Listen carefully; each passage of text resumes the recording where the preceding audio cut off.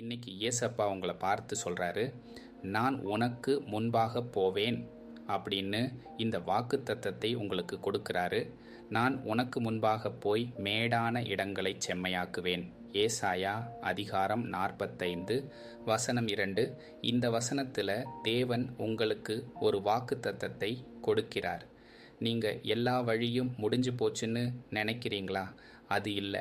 தேவனால் முடியாதது ஒன்றுமே இல்லை. உங்களுக்கு தெரியாத வழியை தேவன் ஏற்கனவே ஆயத்தம் பண்ணிட்டாரு. இன்று மூடிய கதவுகள் நாளைக்கு திறக்கப்பட்ட கதவுகளாக மாறும். அதனால் சோர்ந்து போகாதீங்க. தேவனை நம்புங்க. அவர் உங்களுக்கு முன்பாக போய் வழியை ஆயத்தம் பண்ணுவார். ஜெபம். அன்புள்ள ஏசப்பா, இந்த நாளுக்காக உமக்கு நன்றி. இந்த வீடியோவை பார்க்கிற ஒவ்வொருவரையும் ஆசீர்வதியுங்கள்.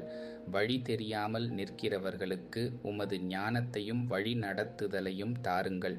மூடிய கதவுகளுக்கு பதிலாக நீர் திறக்கும் புதிய கதவுகளை காண்கிற கிருபையை தாருங்கள். இயேசுவின் நாமத்தில் ஜெபிக்கிறோம் நல்ல பிதாவே, ஆமேன். இந்த வசனம் உங்களுக்கானது என்று நீங்கள் நினைத்தால் ஆமேன் என்று காமெண்டில் சொல்லுங்கள்.